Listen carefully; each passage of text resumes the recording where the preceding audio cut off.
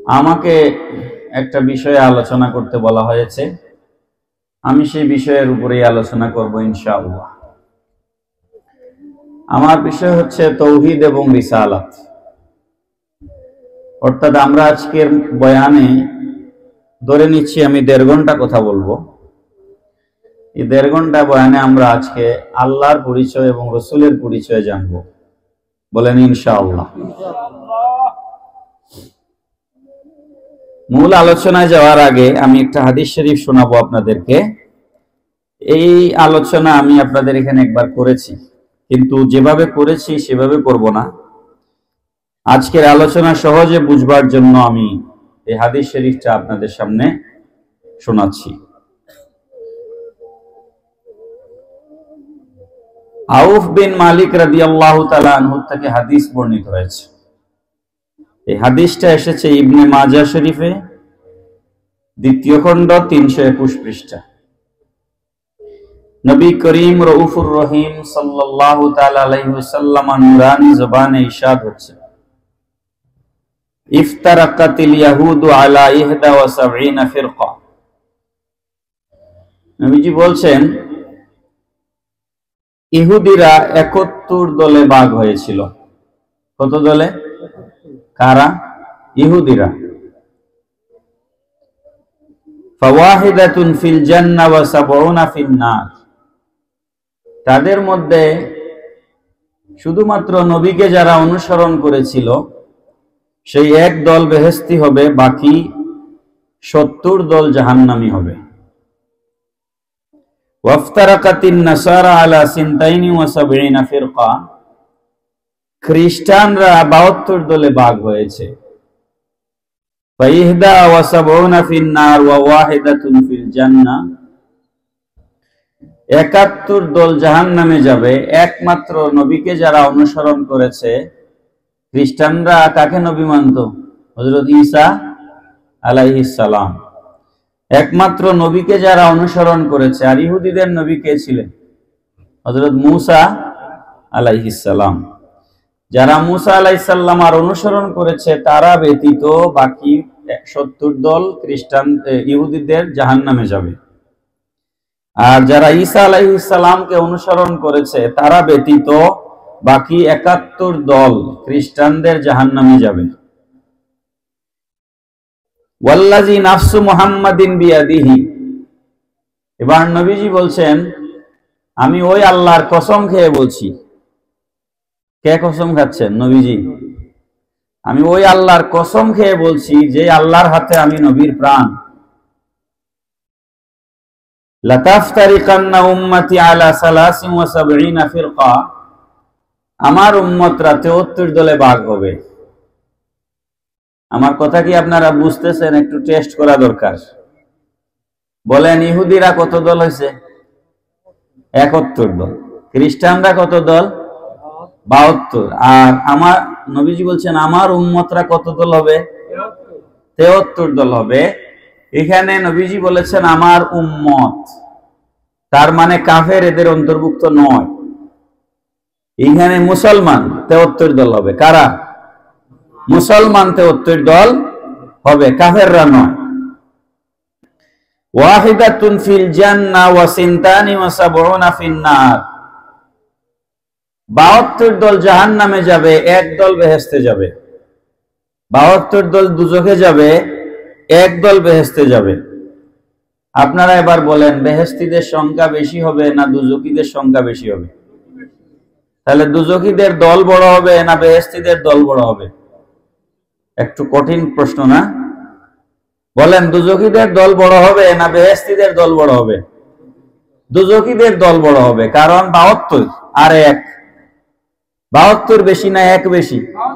তাহলে দুজখীদের দল ছোট না বড়? এই জন্য লাখ লাখ মানুষ মাহফিলে হয়ে যাওয়া এটা হকের মানদণ্ড নয়।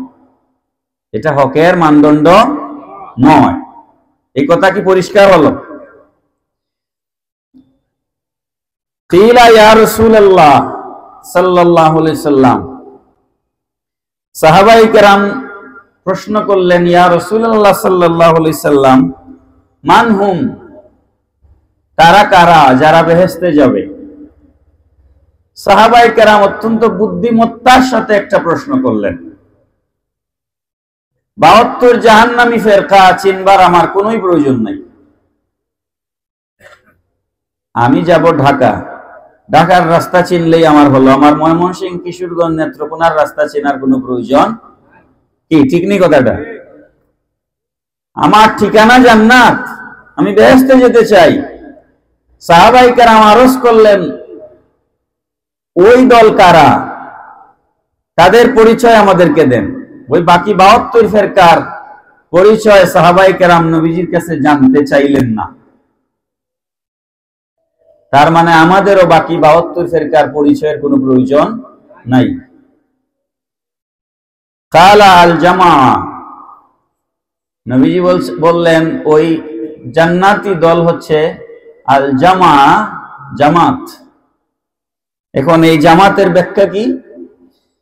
আব্দুল্লাহ ইবনে আমর রাদিয়াল্লাহু তাআলা আনহু থেকে যে হাদিস বর্ণিত হয়েছে, ওই হাদিসে এটার উত্তর আছে।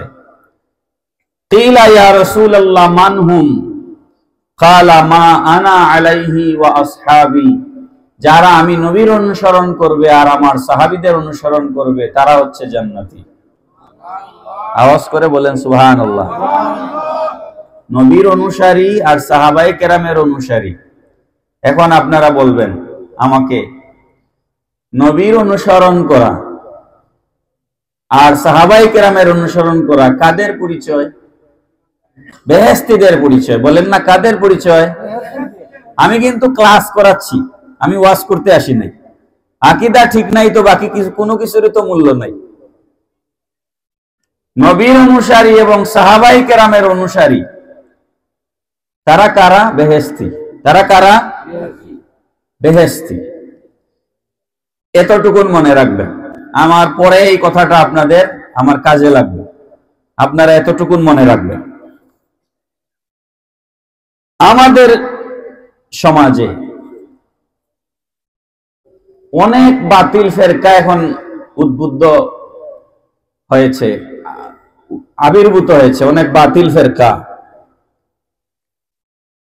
এই হাদিসটা আমি আপনাদের এখানে একবার আলোচনা করেছিলাম, আপনাদের মনে থাকার কথা, যে নবীজি একটা লাঠি মুবারক হাতে নিলেন, নিয়ে মাটির মধ্যে একটা দাগ দিলেন।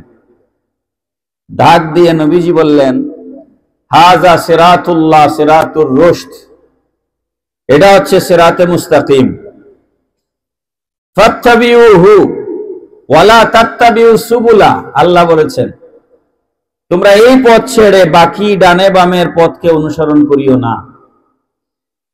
ওই হাদিস শরীফের মধ্যে এসেছে নবীজি খাত্তান মুস্তাবিয়ান, একটা সহজ একটা সোজা একটা রেখা টানলেন, তার ডানে আরো 3টা, বামে আরো 3টা, 6টা রেখা টানলেন।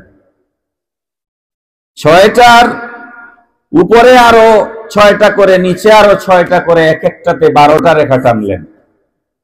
টেনে নবীজি বললেন, এই যে উপরে নিচে আমি 12টা করে 6 12 72টা রেখা টানলাম, এই 72টা ফেরকা হচ্ছে বাতিল। আর এই যে সোজা রেখা যেটা, এটা হচ্ছে সিরাতে মুস্তাকিম। পড়েন সুবহানাল্লাহ। খুব সংক্ষেপ করে বলি, বাতিল যত দল আছে পৃথিবীতে, সারা ওয়ার্ল্ড মিলে, বাতিল দলের সংখ্যা কত? 72। বলেন বাতিল দলের সংখ্যা কত? 72। হক দল কয়টা? একটা। ওই 72 দলের মূল হচ্ছে 6টা। মূল কয়টা? মূল কয়টা? 6টা। নবীজি যেহেতু 6টা রেখা ডানে 3টা বামে 3টা টানছেন, ওই 6টা, ওই 6টা দলের নাম শুনেন। 1 নাম্বার হচ্ছে রাফেজি, রাওয়াফিজ যাদেরকে বলা হয়। 2 নাম্বার হচ্ছে খারেজি, খাওয়ারিজ বলা হয় তাদেরকে। 3 নাম্বার হচ্ছে জবরিয়া।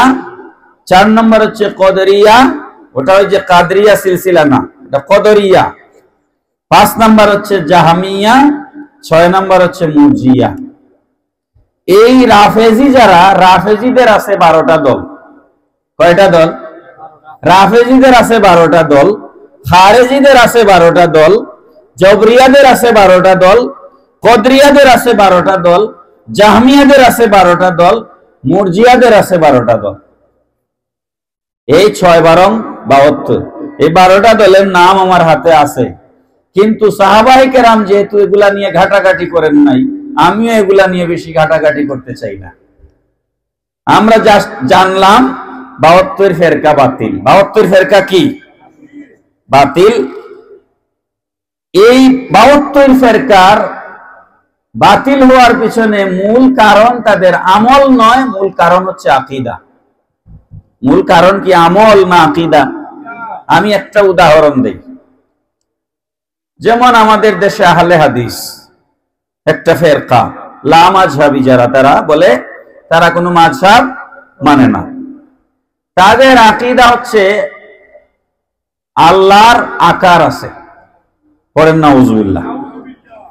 আহলে সুন্নাত ওয়াল জামাতের সর্বসম্মত আকীদা হচ্ছে আল্লাহ নিরাকার। আল্লাহ কি? নিরাকার। এই একটা উদাহরণ আজকে দিব, বেশি দিতে গেলে আমি মূল কথা বলতে পারবো না। আল্লাহ সম্পর্কে তৌহিদ, আমাকে তৌহিদ এবং রিসালাত বলা হয়েছে, তো আল্লাহ সম্পর্কে আমাদের আকীদাটা পরিষ্কার হয়ে যাক। আল্লাহ পাক রব্বুল আলামিন বলেছেন, লাকাদ রাদিয়াল্লাহু আনিল মুমিনিনা ইয ইউবাইউনাকা তাহতাশ শাজারা। হুদায়বিয়ার ময়দানে বাবলা গাছের নিচে ১৫০০ সাহাবী নবীজির হাত মুবারকে সাহাবায়ে কেরাম হাত রেখে বায়াত গ্রহণ করেছেন।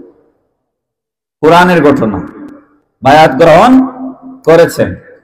ওই বায়াত অনুষ্ঠানকে আল্লাহ পাক এত পছন্দ করেছেন, আল্লাহ পাক বলছেন, লাকাদ রাদিয়াল্লাহু আনিল মুমিনিনা ইয ইউবাইউনাকা তাহতাশ শাজারা। ও হাবিব আমার, আপনার হাত মুবারক ধরে ওই বাবলা গাছের নিচে সাহাবায়ে কেরাম যখন বায়াত গ্রহণ করেছে, লাকাদ রাদিয়াল্লাহু আনিল মুমিনিন, ওই সমস্ত মুমিনদের উপরে আমি আল্লাহ রাজি হয়ে গিয়েছি। তাহলে বায়াতের উপরে আল্লাহর রেজামন্দি আছে, বলেন আছে না নাই? বায়াতের উপরে কার রেজামন্দি আছে? কিন্তু আমাদের দেশের একজন বক্তা আছেন, তার নাম কাজী ইব্রাহিম। কাজী ইব্রাহিম, তিনি বলছেন পীর ধরা আর লাং ধরা এক কথা। আমার কাছে রেকর্ড আছে, পীর ধরা আর লাং ধরা এক কথা। লাং তো বুঝেন আপনারা? আপনারা বলেন এই কথাটা কি কোরআন অনুযায়ী সঠিক হইল না ভুল হইল? কারণ কোরআনে আল্লাহ পাক বলছেন বায়াতের উপরে আমি আল্লাহ রাজি। বক্তা বলতেছে কেউ গিয়া কোন হুজুরের কাছে যদি বায়াত হয়, মুরিদ বলি এর কি আমরা মুরিদ, পীরের কাছে কি হওয়া? মুরিদ হওয়া। এই মুরিদ হওয়াকে কোরআনের ভাষায় বলা হয় বায়াত। কোরআনের ভাষায় কি বলা হয়? বায়াত। কোরআনের ভাষা বুঝতে হবে। আমাদের দেশে, আমি এই কথাটা শেষ করব, ভুলে গেলে মনে করে দিয়ে, আরেকটা বিষয় মনে হয়ে গেলেন, এই জন্য বলতেছি প্রাসঙ্গিক। আমাদের দেশে নতুন একটা ফিতনা উদ্ভব হয়েছে, যেটা হচ্ছে শবে বরাতের বিরুদ্ধে বক্তব্য দিচ্ছে। বলতেছে শবে বরাত বলে কোরআন হাদিসে কিছু নাই। মোল্লা, তুমি শবে বরাত এটা তো কোরআনে পাবা না, কারণ শবে বরাত সব এটা ফার্সি শব্দ, ফার্সি তো কোরআনে নাই। কোরআনে কি ফার্সি শব্দ আছে? কোরআনের ভাষা কি? আরবি। তো তুমি শবে বরাত কোরআনে বুঝলে তো হবে না। কোরআনে শবে বরাতকে বলা হয়েছে লাইলাতুম মুবারাকা। কোরআনে শবে বরাতকে কি বলা হয়েছে? ইন্না আনজালনাহু ফি লাইলাতিম মুবারাকাত, ইন্না আনজালনাহু ফি লাইলাতিম মুবারাকা। আল্লাহ পাক কোরআনে শবে বরাতকে লাইলাতুম মুবারাকা বলেছে, বরকতের রাত। পড়েন না সুবহানাল্লাহ। হাদিস শরীফে নবীজি এটাকে বলেছেন লাইলাতুন নিসফে মিন শাবান। লাইলাতুন নিসফে মিন শাবান। আমরা এই উপমহাদেশে, পাক ভারত উপমহাদেশে ইসলাম যে সমস্ত বুজুর্গানে দ্বীন, পীর মাশায়েখ, উলামায়ে কেরামের দ্বারা এদেশে ইসলাম এসেছে, এরা সকল উর্দু ভাষাভাষী, ফার্সি ভাষাভাষী ছিলেন। এই জন্য কিতাব, আগেকার যে সমস্ত কিতাব আছে বেশিরভাগ কিতাব উর্দুতে এবং ফার্সিতে লিখা। তো উর্দু ফার্সিতে যখন আরবি থেকে অনুবাদ করা হয়েছে, তখন হাদিস শরীফের লাইলাতুন নিসফে মিন শাবান, শাবান মাসের মধ্য রজনী, এটাকে সহজভাবে আমরা বুঝবার জন্য উলামায়ে কেরাম এটাকে শবে বরাত নাম দিয়েছেন। কি নাম দিয়েছেন? শবে বরাত। যেমন নামাজ, কোরআনে আছে সালাত, কোরআনে কি আছে? সালাত। আমরা আমাদের আঞ্চলিক ভাষায় বলি নামাজ। নামাজ এটা বাংলাতেও ব্যবহার হয়, উর্দুতেও ব্যবহার হয়, ফার্সিতেও ব্যবহার হয়, ঠিক না? বাংলা ভাষায় কি নামাজের অন্য কোনো শব্দ আমরা ব্যবহার করি? বলেন, করি? আমরা যে বসি, চেয়ার, এই চেয়ারটা কোন ভাষা? ইংরেজি। কোন ভাষা? চেয়ারের বাংলা হচ্ছে কেদারা। আপনারা কি কোনোদিন কেদারা বলছেন? কেউ বলেন? প্রচলিত আছে আমাদের দেশে। চেয়ার বললে যেই লোক চেয়ার লিখতে জানে না সেও বুঝে এটা চেয়ার। কি বুঝে কি বুঝে না? এটা আমাদের প্রচলিত ভাষা। টেবিল, টেবিল চারটা পা, এটার বাংলাই নাই। টেবিলের বাংলাই নাই। টেবিলের বাংলা টেবিল। আপনি চার পায়া বলতে পারেন, চার পায়া। তা আমরা কি চার পায়া বলি না টেবিল বলি? টেবিল বলি। তো টেবিল কি বললে এটা টেবিল বোঝা যায় না? টেবিল বললে তো টেবিল বুঝি, নাকি টেবিল বললে সোফা বুঝি? টেবিল বললে তো টেবিলই বুঝি। চেয়ার বললে চেয়ার বুঝি। তো নামাজ বললে কি সালাত বোঝা যায় না? নামাজ বললে কি সালাত বোঝা যায় কি যায় না? রোজা কোরআনে নাই, কোরআনে আছে সিয়াম, কুতিবা আলাইকুমুস সিয়াম। কিন্তু আমরা যখন রোজা বলি তখন আমরা কি ভাত খাওয়া বুঝি না না খাওয়া থাকা বুঝি? রোজাকে তো রোজাই বুঝি আমরা, নাকি? আমাদের আঞ্চলিক ভাষা রোজা, কোরআনের ভাষা কি? সিয়াম। তো আমরা তো সিয়াম বলি না, আমরা কি বলি? রোজা বলি। যেইভাবে রোজা বললে সিয়াম বোঝা যায়, যেইভাবে নামাজ বললে সালাত বোঝা যায়, যেইভাবে চেয়ার বললে চেয়ারকেই বোঝা যায়, ঠিক তদ্রূপ শবে বরাত বললে ওটা কোরআনের লাইলাতুন মুবারাকা আর হাদিসের লাইলাতুন নিসফে মিন শাবান, ওইটাকেই বোঝা যায়। পড়েন সুবহানাল্লাহ।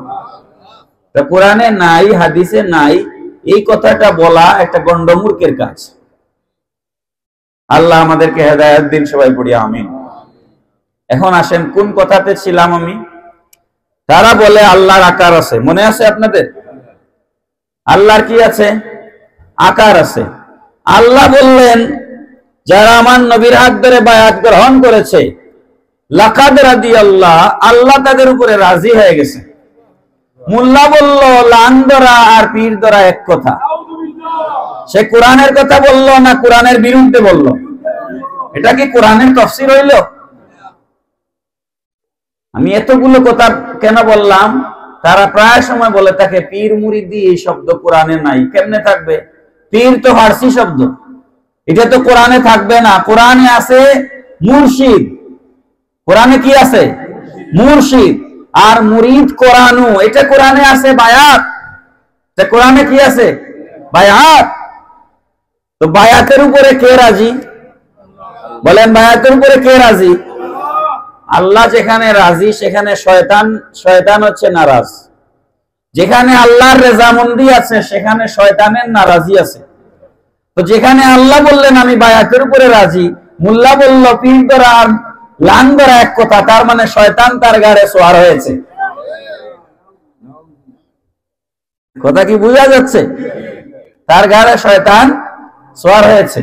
আসেন এবার মূল কথায়। তারা এরপরে আল্লাহ পাক বলছেন, ও রাসূল আমার, ও মাহবুব আমার, সাহাবায়ে কেরাম তো আপনার হাত ধরেছে, আপনি দেখছেন, আপনার হাত মোবারক ধরে বায়াত গ্রহণ করেছে। কিন্তু আমি বলছি না, ইয়াদুল্লাহি ফাওকা আইদিহিম, ওরা আপনার হাত ধরে নাই, ওরা তো আপনার হাতে বায়াত হয় নাই, ওরা তো প্রকারান্তরে আমি আল্লাহর কাছে বায়াত হয়ে গেছি। ইয়াদুল্লাহি ফাওকা আইদিহিম, সকলের হাতের উপরে আমি আল্লাহর হাত রয়েছে। এই আয়াত দিয়ে তারা দলিল দেয়, কারা? লামাজাবিরা। এই আয়াত দিয়ে তারা দলিল দেয় আল্লাহর হাত আছে। ওই যে ইয়াদুন, ইয়াদুন মানে কি? হাত। তো ইয়াদুল্লাহি ফাওকা আইদিহিম, সকলের হাতের উপরে আল্লাহর হাত রয়েছে। তো আল্লাহ ডাইরেক্ট কোরআনে বলতেছেন সকলের হাতের উপরে আল্লাহর হাত আছে, তো আল্লাহর তো হাত আছেই।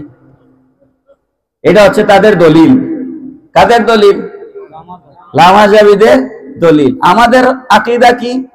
আহলে সুন্নাত ওয়াল জামাতের আকীদা কি? আল্লাহ নিরাকার। খেয়াল করেন তো কথাটা, হাত দুইটা, এই যে আমার দুইটা হাত, হাত দুইটা কোথায় ফিট করা? বুকের সাথে, বুকের সাথে বডিতে ফিট করা, তাই না? হাত দুইটা লাগাইতে গেলে বুকের দরকার, পিঠের দরকার। বুক পিঠ ছাড়া হাত হবে না। বুক আর পিঠ যখন আপনি সেট করবেন তখন নিচে কি আসতেছে? পেট। কি আসতেছে নিচে? পেট আসার সাথে সাথেই দরকার হচ্ছে খাদ্য। বলেন, পেট আসার সাথে সাথে কি দরকার? খাদ্য। খাবার খাওয়ার সাথে সাথেই দরকার হচ্ছে পেশাব পায়খানা। কি ঠিক নেই? আরেকটা জিনিস আছে খাবারের সাথে জড়িত, খাওয়ার সাথে সাথেই ঘুম। খাইবেন, ঘুমাইতেই হবে। নাকি না ঘুমাইয়া কেউ থাকতে পারেন? হয়তো 2 ঘন্টা, 4 ঘন্টা, 10 ঘন্টা, 20 ঘন্টা, 24 ঘন্টা হয়তো না ঘুমাইয়া থাকতে পারেন, এরপরে ঘুমানোই লাগবে। আল্লাহ পাক রব্বুল আলামিন বলছেন লা তাখুযুহু সিনাতুন ওয়ালা নাওম।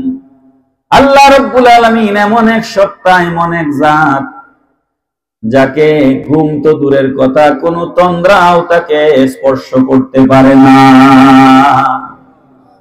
তন্দ্রা বলা হয় ঘুমের আগের যে ঘুমের ভাব, ঘুমের আগে ঘুমের যে ভাব, ওটাকে বলা হয় তন্দ্রা।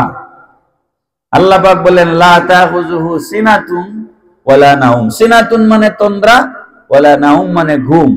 আল্লাহর তন্দ্রাও নাই, নিদ্রাও নাই। পড়েন না সুবহানাল্লাহ। আল্লাহ সমস্ত খানাপিনার থেকে মুক্ত। আল্লাহ সমস্ত খানাপিনার থেকে কি মুক্ত?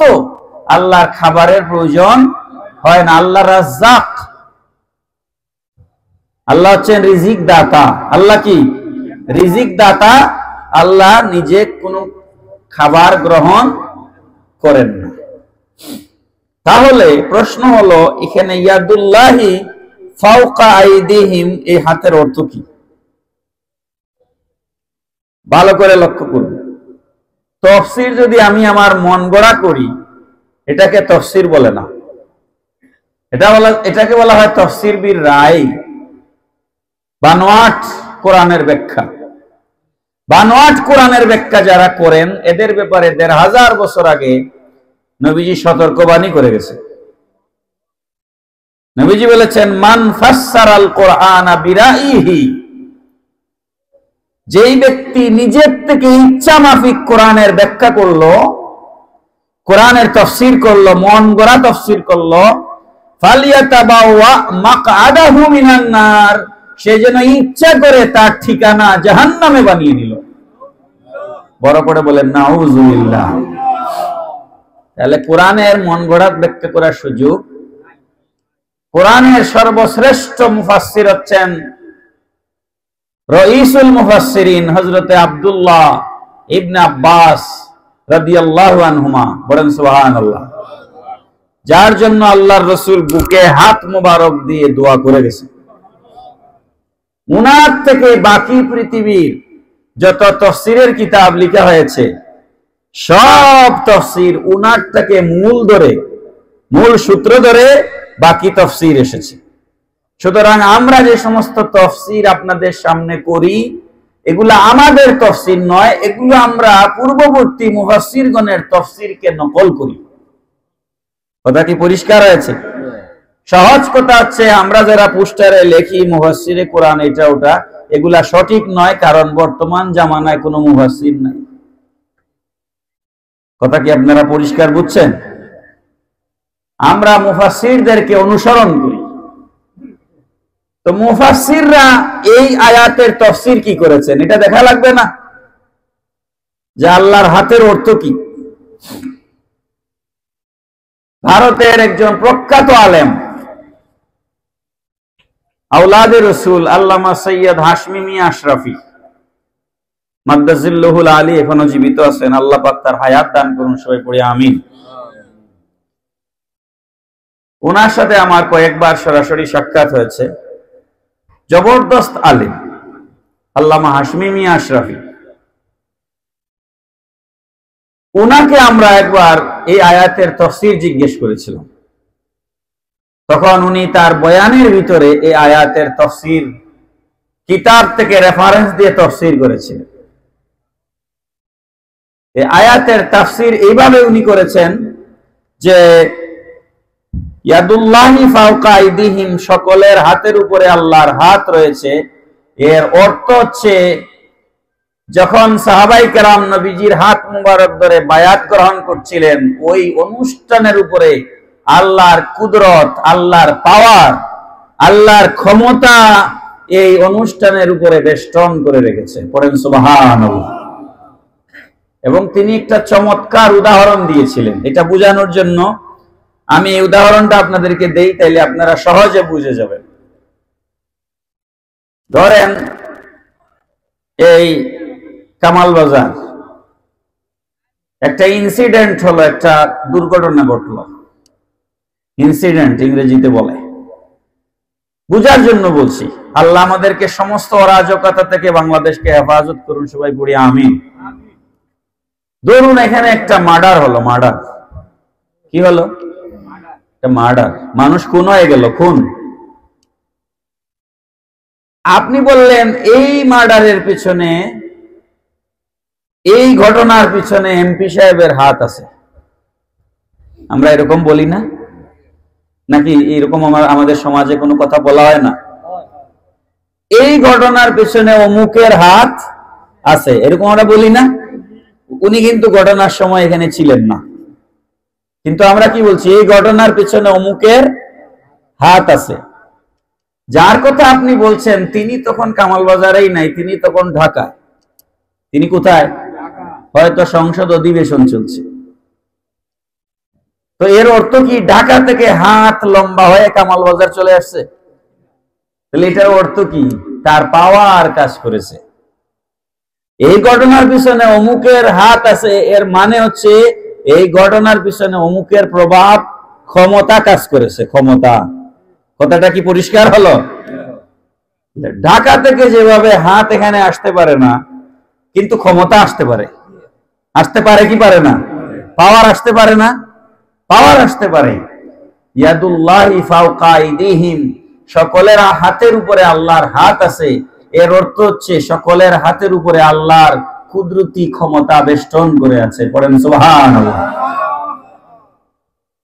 এটা হচ্ছে আহলে সুন্নাত ওয়াল জামাতের আকীদা। আল্লাহ সম্পর্কে যদি আমি বয়ান করি, আপনাদের কি মনে হয় সারা পৃথিবীর মানুষ আল্লাহ সম্পর্কে বয়ান করে শেষ করতে পারবে? আমরা দুই একটা কথা আপনাদের সামনে বলবো, তারপরে আমি রিসালাতে চলে যাব। আমি তাওহীদের আলোচনায় আছি। আমার হাতে একটা কিতাব আছে, আকিদাতুত তাহাউী, ইমাম তাহাবী রাহমাতুল্লাহ আলাইহির কিতাব। এটা আহলে সুন্নাত ওয়াল জামাতের আকীদার একটা কিতাব। আকিদাতুত তাহাবীর মধ্যে ইমাম তাহাবী রাহমাতুল্লাহ আলাইহি তাওহীদের ব্যাখ্যা দিয়েছেন, আল্লাহর একত্ববাদের ব্যাখ্যা দিয়েছেন। ইন্নাল্লাহ তাআলা ওয়াহিদুন লা শারীকা লাহু, নিশ্চয় আল্লাহ এক, তার কোনো শরীক। বলেন নিশ্চয় আল্লাহ এক, তার কোনো শরীক। তার প্রমাণ যদি আমি আপনাদেরকে দিতে যাই, একটার পর একটা, একটার পর একটা, হাজার হাজার প্রমাণ দিতে পারবো। আল্লাহর কোনো শরীক নাই। যেমন ধরেন আমি শাহজালাল বিজ্ঞান ও প্রযুক্তি বিশ্ববিদ্যালয়ের শিক্ষক। আমার এখানে কেমিক্যাল ইঞ্জিনিয়ারিং আছে, পলিমার সায়েন্স আছে, ইন্ডাস্ট্রিয়াল প্রোডাকশন ইঞ্জিনিয়ারিং আছে, আমার এখানে ইলেকট্রিক্যাল ইঞ্জিনিয়ারিং আছে, কম্পিউটার সায়েন্স আছে, নানান সায়েন্সের, ফরেস্ট্রি আছে, ফুড ইঞ্জিনিয়ারিং আছে, নানান ডিপার্টমেন্ট আছে সায়েন্সের। এবং তারা অনেক জিনিস কিন্তু আবিষ্কার করে। এদের কাজই তো হচ্ছে এগুলা করা। যারা ড্রাইভাররা আছে, ওই যে ড্রাইভিং লাইসেন্স করার জন্য ড্রুপ টেস্ট দিতে হয়, এটাও আমাদের ইউনিভার্সিটিতে গিয়ে করতে হয়। Biochemistry and molecular biology department আছে। এখন যেটা আমি বলার জন্য কথাটা বলছি, এই যে গাজা, ইসরায়েল, ফিলিস্তিন, এই যে গাজায় যে বোমা বিস্ফোরণ হচ্ছে, মানুষ হত্যা করা হচ্ছে, সারা পৃথিবীতে এই যে হিরোশিমাতে, নাগাসাকিতে দ্বিতীয় বিশ্বযুদ্ধের সময় হিরোশিমায় বোমা ফোটানো হয়েছে, নাগাসাকিতে বোমা ফোটানো হয়েছে, জাপানকে তছনছ করে দেওয়া হয়েছে, লক্ষ লক্ষ মানুষ মরেছে, কোটি কোটি মানুষ আহত হয়েছে। এই যে পারমাণবিক বোমা, অ্যাটমিক এনার্জি যেটাকে বলা হয়, যারা অ্যাটম বোমা বানায়, নাসাতে যারা গবেষণা করছেন বসে বসে মহাকাশ নিয়ে, তাদেরকে গিয়ে বলুন, কিংবা অ্যাটমিক এনার্জি যারা তৈরি করছে, বোমা বানাচ্ছে, তাকে গিয়ে আপনি বলুন যে তুমি তো অ্যাটম বোমা বানাও, দেখি একটি বড়ই বানাও তো, বড়ই। বলেন পারবে? পৃথিবীর কোন, আচ্ছা হৈর চিনি, সরিষার দানা, পৃথিবীর কোন বিজ্ঞানীর পক্ষে একটা সরিষার দানা বানানো সম্ভব? কেন সম্ভব নয়? কারণ মৌলিকভাবে সরিষা তৈরি করেছেন কে? আল্লাহ। নতুন কোন সৃষ্টি পৃথিবীর কোন মানুষের পক্ষে সম্ভব নয়। যা কিছু সৃষ্টি পৃথিবীর মানুষরা করছে, তার সবকিছু আল্লাহর সৃষ্টি থেকে উপাদান নিয়েই কেবল সৃষ্টি করছে। এই কথাটা কি আপনারা বুঝছেন? আল্লাহ রাব্বুল আলামিন যে আল্লাহ, তিনি যে লা শারিক, তার কোনো অংশীদার নাই, এটার প্রমাণ হচ্ছে তার সৃষ্টি। আপনি একটা লাউ গাছে লাউ ধরাতে পারবেন না আল্লাহ যদি না দেন। আপনি আম গাছে আম ধরাতে পারবেন না আল্লাহ যদি না দেন। কারণ এগুলার স্রষ্টা কে? আল্লাহ। আপনি অন্য অনেক কিছু বানাতে পারবেন, যেমন পাখিকে গবেষণা করে বিমান তৈরি করা হয়েছে। আল্লাহ রাব্বুল আলামিন বলেছেন, আওয়ালাম ইয়ারাহু ইলা তায়রি ফাওকাহুম সাফাতিন ওয়া ইয়াকবিদ মা ইউমসিকুহুন্না ইল্লার রাহমান। পড়েন সুবহানাল্লাহ। কি বুঝলেন? সূরা মুলক না? সূরা মুলকের আয়াত। আল্লাহ পাক রব্বুল আলামিন বলছেন, উপরের দিকে তাকাও, পাখিগুলোর দিকে একটু দৃষ্টিপাত করো, একটু নজর দাও। মহাশূন্যে পাখিগুলো উড়ে বেড়ায়, বাতাসের মধ্যে পাখিগুলো উড়ে বেড়ায়, কখনো ডানা খুলে দেয়, আবার কখনো ডানাকে সংকুচিত করে, কিন্তু সে মাটিতে লুটিয়ে পড়ে না, পড়ে যায় না। ডানা মেললেও সে উড়ে, ডানা সংকুচিত করলেও সে বেঁচে থাকে। মা ইউমসিকুহুন্না ইল্লার রহমান, রহমানুর রহিম ছাড়া কে তাকে মহাশূন্যে ধরে রেখেছে? কি বুঝা গেল কথাটা? পাখিটা যে আকাশে উড়ে, কে তাকে আটকায় রাখছে? আপনি পারবেন উড়তে? দেখি উড়েন তো, দেখি পারবেন? একটা স্কুলে আমরা খেলতাম তখন, হাই জাম্প, লং জাম্প, তাই না? লম্বা দৌড়। হ্যাঁ, কি হইল? তো জিকির পড়ুন, লা ইলাহা লা ইলাহা ও লা ইলাহা ও লা ইলাহা সুবহানাল্লাহ লা ইলাহা লা সুবহানাল্লাহ ওয়ালহামদুলিল্লাহ ইল্লাল্লাহ হাসবি রব্বি জাল্লাল্লাহ মা ফি কলবি নূর মুহাম্মদ মুহাম্মদ সাল্লাল্লাহু ইল্লাল্লাহ হাসবি রব্বি জাল্লাল্লাহ মা ফি কলবি গায়রুল্লাহ নূর মুহাম্মদ সাল্লাল্লাহু লা ইলাহা ইল্লাল্লাহ লা ইলাহা ইল্লাল্লাহ লা ইলাহা ইল্লাল্লাহ সুবহানাল্লাহ লা ইলাহা ইল্লাল্লাহ সুবহানাল্লাহ ওয়ালহামদুলিল্লাহ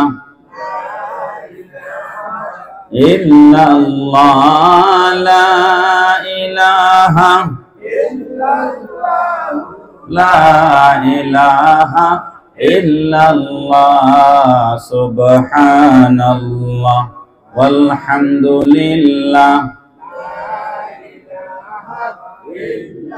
লা ইলাহা ইল্লাল্লাহ মুহাম্মাদুর রাসূলুল্লাহ সাল্লাল্লাহু আলাইহি ওয়াসাল্লাম।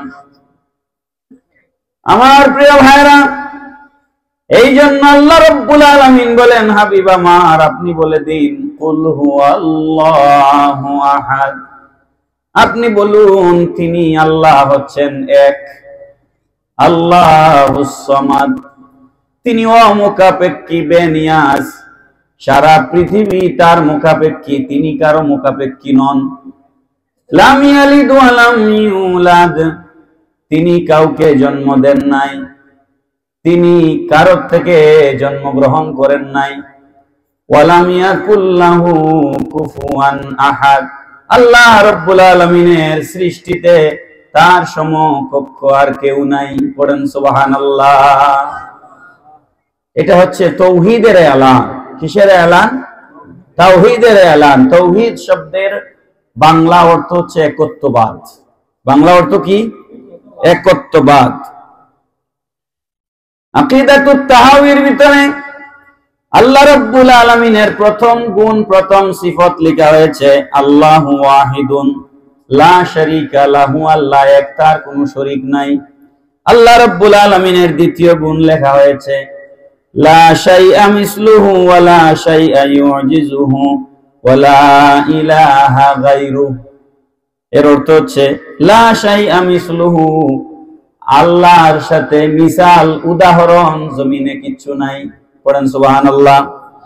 ওয়া লা শাইআ ইউজিজুহু, আল্লাহকে অক্ষম করে দিতে পারে, আল্লাহকে দুর্বল করে দিতে পারে এমন কোন শক্তি পৃথিবীতে নাই। ওয়া লা ইলাহা গায়রুহু, আর আল্লাহ ছাড়া আর কোনো উপাস্য নাই, মাবুদ নাই। পড়েন সুবহানাল্লাহ। বলেন আমরা ইবাদত করি কার?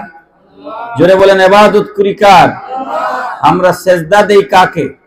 আল্লাহকে। আমি খুব সংক্ষেপ করছি, আমার অর্ধেক আলোচনা এখনো বাকি আছে।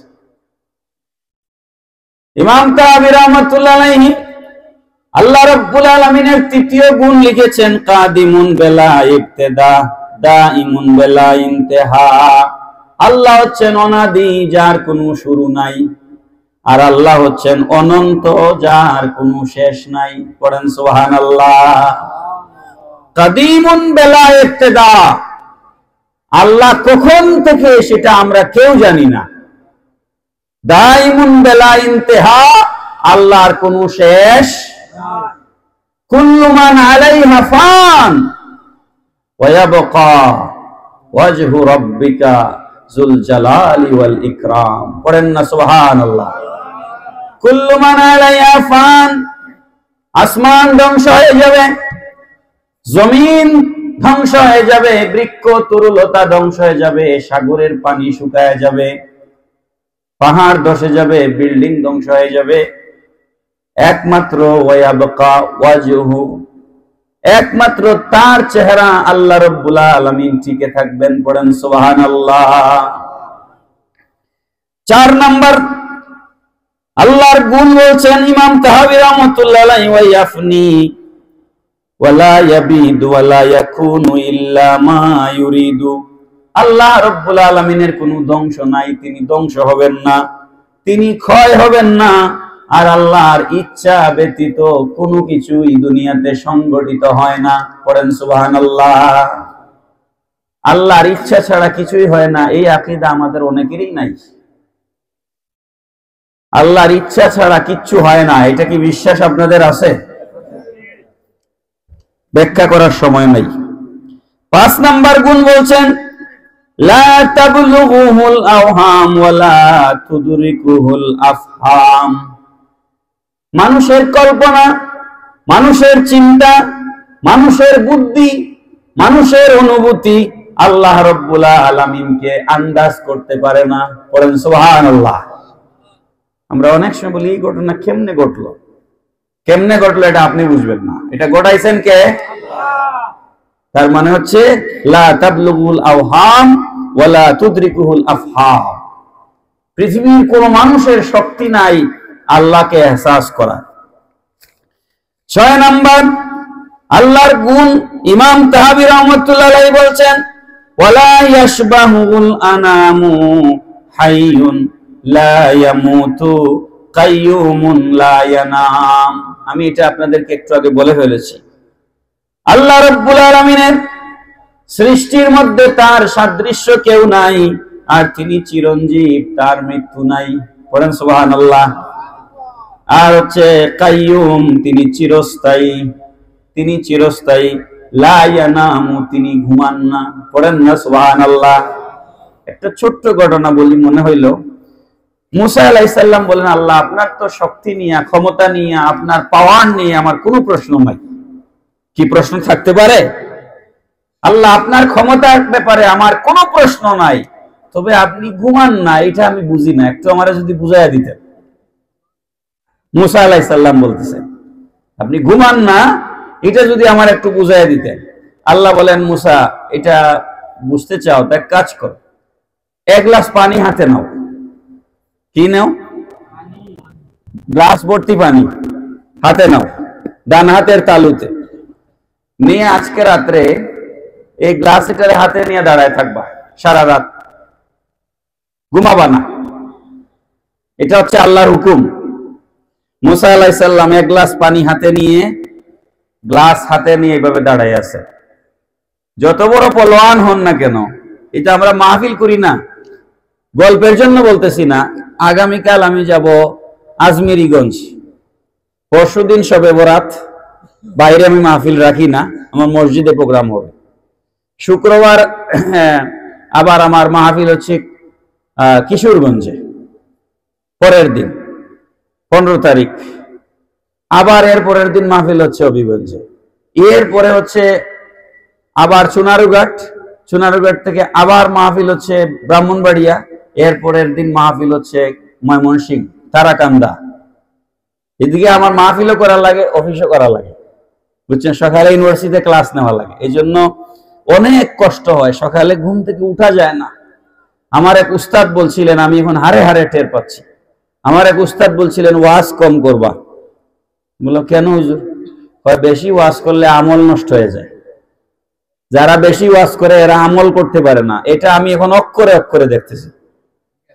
বেশি ওয়াজ করলে তাহাজ্জুদ পড়ার টাইম কই বলেন, পাওয়া যায়? জামাতে নামাজও ছুটে যায়, কারণ সফরের মধ্যে জামাতে নামাজও ছুটে যায়, শরীর দুর্বল হয়ে যায় অঘুমার কারণে, বেশ পরে আর ইবাদত বন্দেগী করতে ভালো লাগে না। তো যারা বেশি ওয়াজ করে এদের আমল কম, বুঝছেন। এটা আমার এক উস্তাদ বলছিলেন, এখন আমি বুঝতেছি কথাটা। তো যত আমরা রাত্রে যখন ফিরি 12টা, 1টা, 2টা পর্যন্ত ঠিক আছে, রাত 2টা, 2:30টা বাজলে একটা ঘুমের ধাক্কা আসেই যে আসে, এইটা আর ইয়ে করা যায় না, বুঝছেন। আপনাদের হয় না এরকম? তো মুসা আলাইহিস সালামের রাত ধরেন, বোঝানোর জন্য বলছি, রাত ধরেন 2-3টা বাজছে, মুসা আলাইহিস সালাম আর ঘুম চলে আসছে। ঘুমের বাপ তন্দ্রা, পুরাপুরি ঘুমো না, দাঁড়ায়নি, ঘুমানো যায়নি না, এর মধ্যে গ্লাসটা হাত থেকে পড়ে মাটিতে ভেঙে গেছে। মুসা আলাইহিস সালাম লজ্জিত হয়ে গেলেন না? কথা কোন ঠিক না বেটি? আপনারে যদি দায়িত্ব দেওয়া যায় একজনে যে আমার বাড়িটা দেখে রাখবে, আর গোটা যদি চুরি হয়ে যায় তা আপনি শরমে পড়বেন না? যে বেচারা বলে গেছিল কিন্তু আমি তার গোটটা দেখে রাখতে পারলাম। আল্লাহ বললেন এই গ্লাসটা পাহারা দিবা, মুসা পারলেন না। এটা মুসা আলাইহিস সালামের অক্ষমতা নয়, এটা আল্লাহ পাক বুঝাচ্ছেন, সৃষ্টিকে বুঝাচ্ছেন। মুসা আলাইহিস সালামের প্রশ্নের উত্তর দিচ্ছেন। গ্লাস যখন ভেঙে পড়ে গেল, হাত থেকে পড়ে ভেঙে গেল, মুসা আলাইহিস সালাম শর্মিন্দা হয়ে গেল। আল্লাহ পাক রব্বুল আলামিন ডাক দিয়ে বলেন, মুসা, ও মুসা কালিমুল্লাহ, কি বুঝলে? একটা রাত একটা গ্লাস পাহারা দিতে পারো নাই, ঘুমের কারণে হাত থেকে পড়ে গ্লাস ভেঙে গেছে। আমি আসমান জমিন কুল কায়নাতের স্রষ্টা খালেক মালিক, আমি যদি ঘুমিয়ে যাই এই পৃথিবী এই সৃষ্টি জগৎ ভেঙে চুরমার হয়ে যাবে।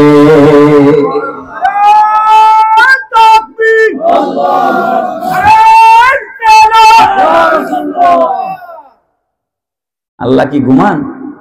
বলেন আল্লাহ ঘুমান?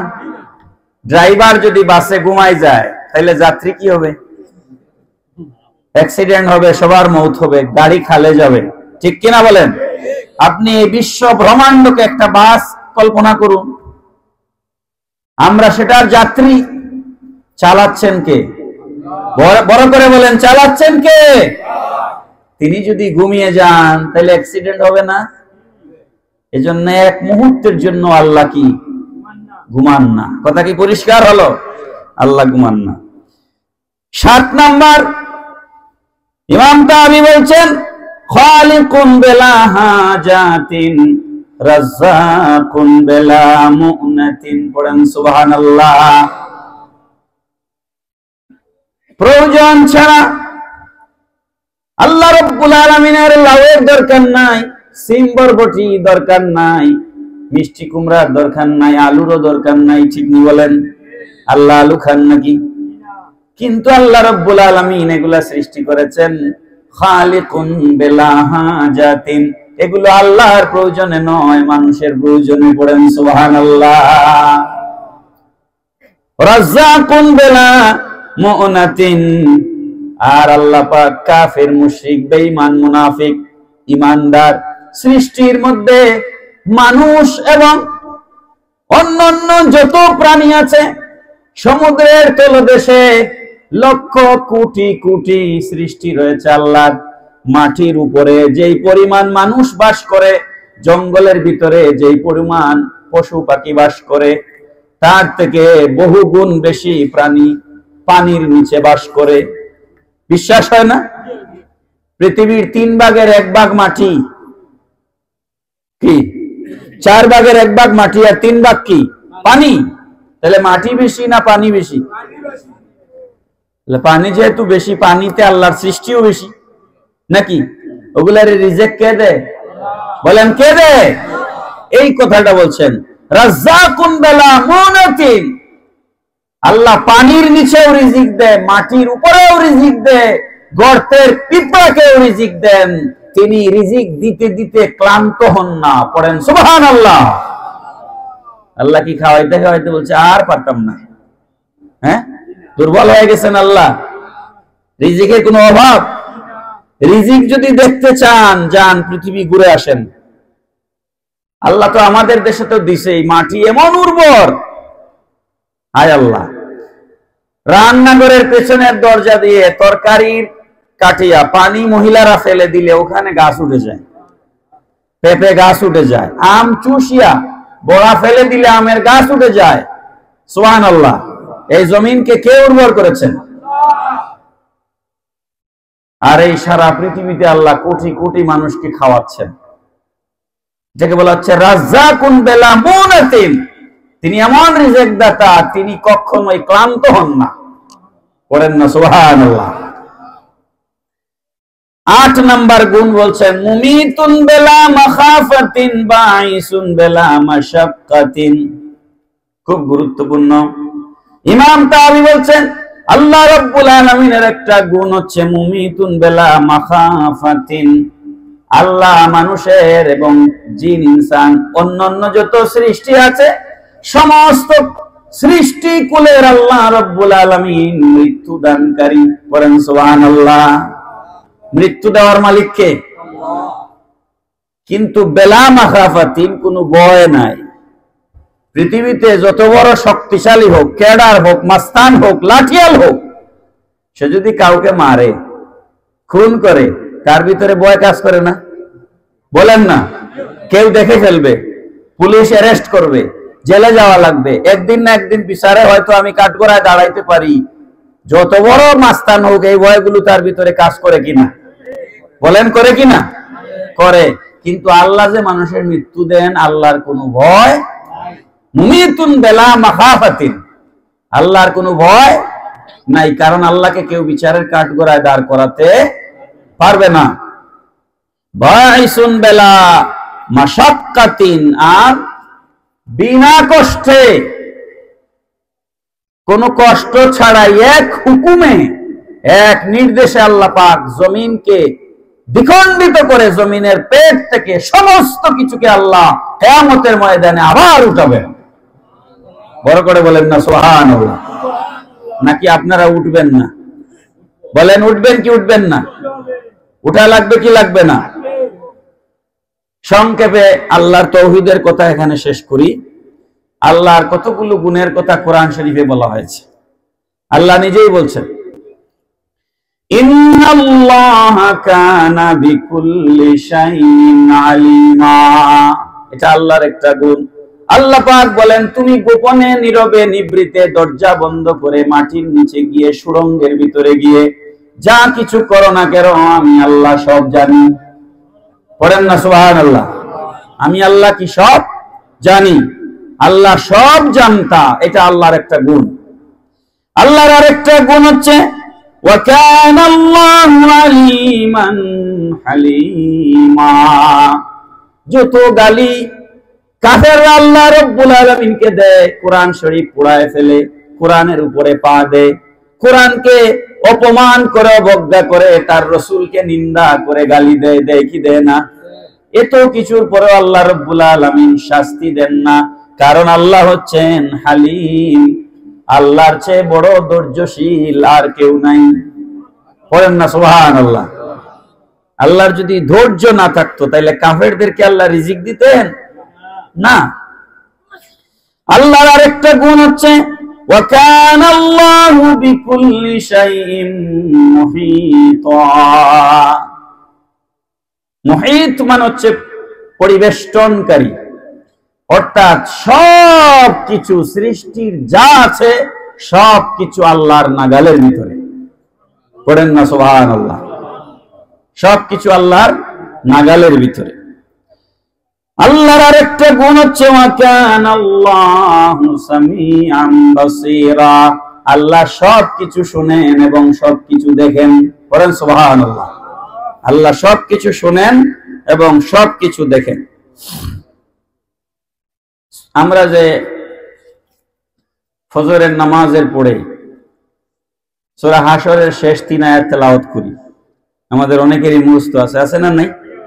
এখানে আল্লাহর অনেকগুলো গুণের কথা বলা আছে। হুয়াল্লাহুল মালিকুল কুদ্দুসুস সালামুল মুমিনুল মুহাইমিনুল আজিজুল জাব্বারুল মুতাকাব্বির। পড়েন সুবহানাল্লাহ। মালিক, আল্লাহ হচ্ছেন সবকিছুর মালিক। কুদ্দুস, পবিত্র। সালাম, শান্তিদাতা। মুমিনুন, নিরাপত্তাদাতা। মুহাইমিনুন, আশ্রয়দাতা। আজিজুন, পরাক্রমশালী, শক্তিশালী। জাব্বারুন, প্রতিপত্তিশালী। মুতাকাব্বিরুন, মাহাত্ম্যশালী। আল খালিকুন, আল্লাহ হচ্ছেন স্রষ্টা। আল বারিউন, আল্লাহ হচ্ছেন উদ্ভাবক। আল মুসাউবিরু, আল্লাহ হচ্ছেন আকৃতিদাতা। আজিজুন হাকিম। পড়েন সুবহানাল্লাহ। আল্লাহ হচ্ছেন প্রজ্ঞাময়। এগুলো আল্লাহর সিফত। এটা পড়লে আল্লাহ খুশি হয়ে যান। পড়েন না সুবহানাল্লাহ। প্যারা হাজরিন, আমি তাওহীদের আলোচনা এখানে রাখতে চাই। তাহলে আমরা কি বুঝলাম? সহজ করে বুঝি, আল্লাহই আল্লাহ, তার কোনো মিসাল। বলেন, আল্লাহর কোনো মিসাল আছে? এবার আসেন একটু রিসালতের কথা শুনতে। রাজি আছে? রিসালত আধা ঘন্টা বলবো, তারপরে নির্দিষ্ট বক্তা আসবেন। আমরা 3 জন বক্তা এখানে আছেন, 3 জনের 1.5 ঘন্টা করে টাইম ঠিক করা আছে। তো দুরূদ শরীফ পড়ুন, আল্লাহুম্মা সাল্লি মাওলানা মুহাম্মাদ ওয়া আলা আলি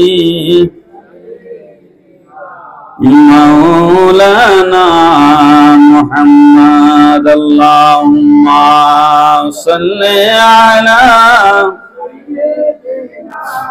মাওলানা মুহাম্মাদ ওয়া আলা আলি সাইয়্যিদিনা মাওলানা। দেহগরকে কাবা করে মন যেন হয় মদিনা, সেই মদিনায় নসিব হবে মুহাম্মদি ঠিকানা। আল্লাহুম্মা সাল্লি আলা মাওলানা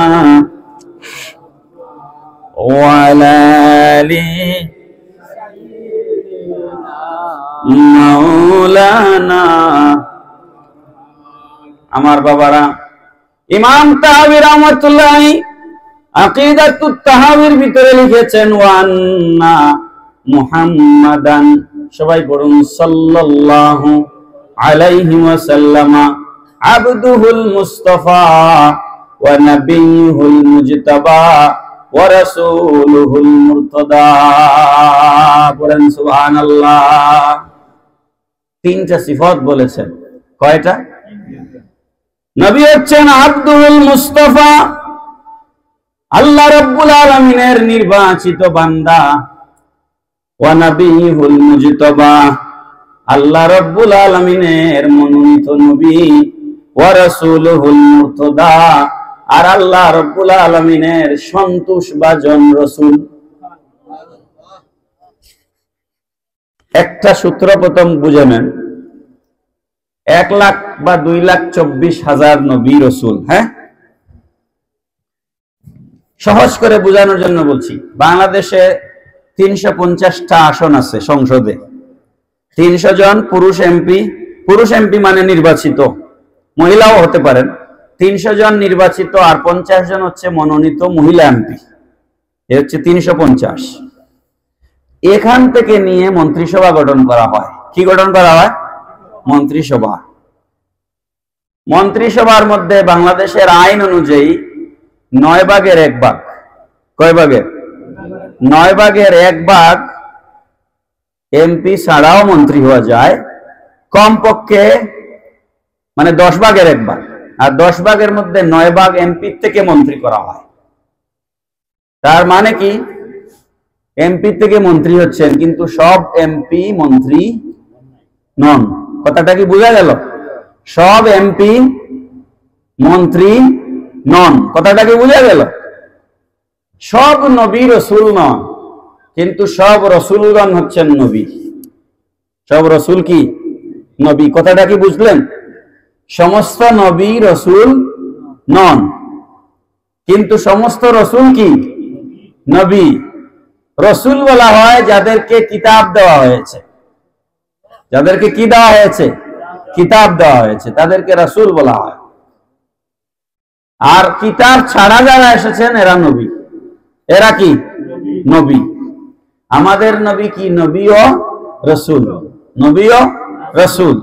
শুধু নবী ও রাসূল নন, আমাদের নবী হচ্ছেন সমস্ত নবীগণের নবী, সমস্ত রাসূলগণের রাসূল, সমস্ত রাসূলগণের রাসূল। এটা খেয়াল রাখেন। এবার আল্লাহ পাক বলছেন, ইমাম তাহাবী রাহমাতুল্লাহ আলাইহি বলছেন, এগুলা কোরআনেরই কথা। আব্দুল মুস্তাফা, নির্বাচিত বান্দা। কিভাবে নির্বাচিত বান্দা, এই জিনিসটা একটু খেয়াল করেন। আমরাও আল্লাহর বান্দা, রাসূলও আল্লাহর বান্দা, পার্থক্য আছে না নাই? বলেন আছে না নাই? কিভাবে আছে খেয়াল করেন। আল্লাহ পাক রব্বুল আলামিন বলছেন সুবহানাল্লাযী আসরা বিআবদিহি লাইলাম মিনাল মাসজিদিল হারামি ইলাল মাসজিদিল আকসা। ওটা মেরাজের আলোচনা, আমি হোসের দিকে যাচ্ছি না। আমাদের নবী ছাড়া আর কোন নবীর মেরাজ হয়েছে? বলেন, কোন উম্মতের মেরাজ হয় নাই।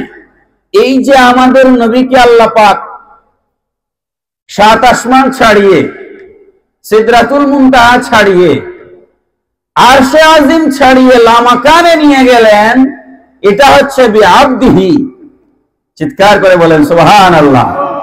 তিনি আল্লাহর এমন এক নির্বাচিত বান্দা, যাকে আল্লাহ এমন জায়গায় নিয়ে গেছেন আর কাউকে সেই জায়গায় নিয়ে যান। সুবহানাল্লাহ। ওয়া নাবিয়ুল মুজতাবা, তিনি হচ্ছেন আল্লাহর মনোনীত নবী, আল্লাহর মনোনীত নবী।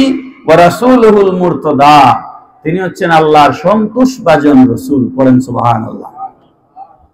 এই সবগুলো জিনিস একটা একটা করে ব্যাখ্যা দিতে গেলে রাত দরকার। আমাদের আকীদা কেমন হওয়া দরকার রাসূল সম্পর্কে আমি একটু বলে আমার আলোচনা শেষ করব। আল্লাহ সম্পর্কে আমাদের আকীদা কেমন, এতক্ষণ আমরা আলোচনা করেছি, ঠিক কি না? আল্লাহ সম্পর্কে আমাদের আকীদা কেমন হওয়া দরকার। এবার আসেন রাসূল সম্পর্কে আমাদের আকীদা কেমন হওয়া দরকার।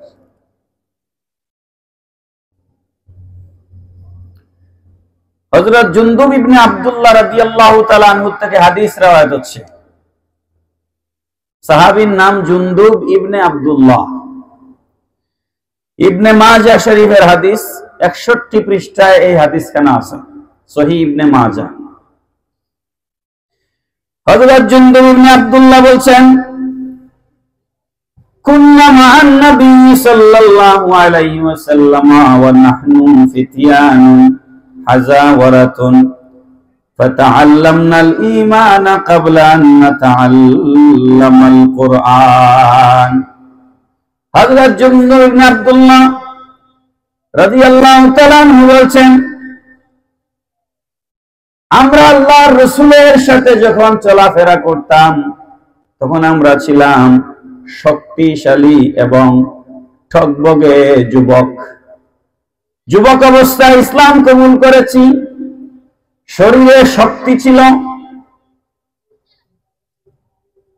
ফাতাআল্লামনাল ঈমানা ক্বাবলা আন নাতাআল্লামাল কুরআন, আমরা কোরআনের ইলম শিক্ষা করবার আগে, আমি আবার বলছি কথাটা, আমরা কোরআনের জ্ঞান শিক্ষা করবার আগে আমরা নবীজির কাছ থেকে ঈমানের শিক্ষা গ্রহণ করেছি। সাহাবীদের আকীদা। তাহলে বলেন কোরআন আগে না নবী আগে? বলেন কোরআন আগে না নবী আগে? এর অর্থ এই নয় যে আমরা কোরআনকে গুরুত্ব দিচ্ছি না, কোরআন ছাড়া মুসলমানদের কিছু আছে নাকি। কিন্তু আপনি কোরআন মানলেন, নবীকে মানলেন না, এটা কি কোরআন মানা হলো? এটা কোরআন মানা হলো না। এজন্য সাহাবায়ে কেরাম কিভাবে ঈমান গ্রহণ করেছেন আপনি দেখেন। তারা বলছেন ফাতাআল্লামনাল ঈমান, আমরা ঈমান শিখেছি ক্বাবলা আন নাতাআল্লামাল কুরআন, কোরআন শিক্ষা গ্রহণ করবার আগে। পড়েন সুবহানাল্লাহ। তাহলে কোরআনের আগে ঈমান শিখতে হবে, কোরআনের আগে ঈমান শিখতে হবে।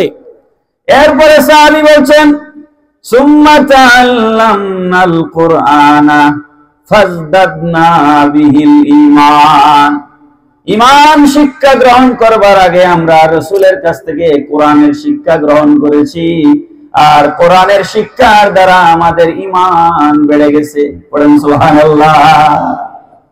কোরআন যখন শিখেছি তখন ঈমান আরো কি হয়েছে? আরো ঈমান বেড়ে গেছে। তার মানে আগে ঈমানের শিক্ষা, পরে কোরআনের শিক্ষা। যদি ঈমান থাকে তাইলে না বাড়বে, না থাকলে কি বাড়বে নাকি? মুহতারাম হাজিরিন, আমাদের দেশে খুব গভীরভাবে লক্ষ্য করুন, আমাদের দেশে অনেক ভাইরা আছেন, তারা স্লোগান দেয় তৌহিদি জনতা। আছে না নাই? আপনারা আমাকে ভুল বুঝবেন না। নবীর রিসালাতকে বাদ দিয়ে তৌহিদি জনতা স্লোগান দেওয়া, এটা খারেজিদের স্লোগান। এটা কাদের স্লোগান? খারেজিদের স্লোগান। এটা আহলে সুন্নাত ওয়াল জামাতের স্লোগান নয়। খুব ভালো করে লক্ষ্য করবেন। আমি কোরআন শরীফের দুইটা আয়াত শোনাচ্ছি আপনাদেরকে, আমি কিচ্ছা শোনাচ্ছি না। সূরা নিসা আয়াত নাম্বার 115। সূরা নিসা আয়াত কত? আল্লাহ পাক রব্বুল আলামিন বলছেন, وَمَن يُشَاقِقِ الرَّسُولَ مِن بَعْدِ مَا تَبَيَّنَ لَهُ الْهُدَى وَيَتَّبِعْ غَيْرَ سَبِيلِ الْمُؤْمِنِينَ نُوَلِّهِ مَا تَوَلَّى وَنُصْلِهِ جَهَنَّمَ وَسَاءَتْ مَصِيرًا। আল্লাহ পাক রব্বুল আলামিন বলছেন, এমন করে বুঝিয়ে দেওয়ার পরেও, আল্লাহর শান, রাসূলের ইজ্জত ও মর্যাদা বুঝিয়ে দেওয়ার পরেও যারা আমার রাসূলের অবাধ্যতা করে, আমার রাসূলের কথা শুনে না, আমার রাসূলের বিরোধিতা করে, আল্লাহ পাক রব্বুল আলামিন বলছেন, ইয়াত্তাবি গায়রা সাবিলিল মুমিনিন, এরা তো মুমিনদের পথ ছেড়ে দিয়া ভিন্ন পথ অবলম্বন করে, নুআল্লিহি মা তাওয়াল্লা, এদেরকে যেদিকে ইচ্ছা সেদিকে যেতে দাও, ওয়া নুসলিহি জাহান্নাম, আর তারা যেই পথে পরিচালিত হচ্ছে রাসূলকে বাদ দিয়ে, এটা তো জাহান্নামের পথ। পড়েন নাউযুবিল্লাহ। এটা কিসের পথ? জাহান্নামের পথ। আমার প্রথম কথা, আমি আবার যাচ্ছি, আমি বলছিলাম যাব। নবীজিকে সাহাবায়ে কেরাম জিজ্ঞেস করেছিলেন, ইয়া রাসূলুল্লাহ সাল্লাল্লাহু আলাইহি সাল্লাম, 73 দলের মধ্যে 72 দল জাহান্নামে যাবে আর এক দল বেহেশতে যাবে, মনে আছে? ওই দল কোনটা? নবীজি বলেছেন, যারা আমাকে আর আমার সাহাবীদেরকে অনুসরণ করে তারা জান্নাতি। কথাটা কি মনে আছে আপনাদের? এবার আপনারা বলেন, হাদিস শরীফে নবীজি বলেছেন, আমাকে আর আমার সাহাবীদেরকে যারা অনুসরণ করে তারা জান্নাতি। এখন কেউ যদি দুনিয়াতে এসে বলে নারায়ে রিসালাত স্লোগান এটা ফালতু স্লোগান, বলছে না? বলেন বলছে কিনা? নারায়ে রিসালাত এটা তো আমার বাপের নামের স্লোগান নয়, এটা কোন নেতা নেত্রীর স্লোগান নয়, এটা দুনিয়ার কোন প্রতিষ্ঠিত খানকা পিসাবের স্লোগান নয়, এটা আমি এমদাদুল হক সাহেবের স্লোগান নয়, পৃথিবীর কোন মুফতি মুহাদ্দিস মুফাসসিরের স্লোগান নয়। রিসালাতের স্লোগান এটা আমার রাসূলের স্লোগান, এটা ঈমানের স্লোগান। এই স্লোগানকে যারা ফালতু স্লোগান বলে, নবীর স্লোগান কখনোই ফালতু হতে পারে না, বরং সে নিজেই একটা ফালতু।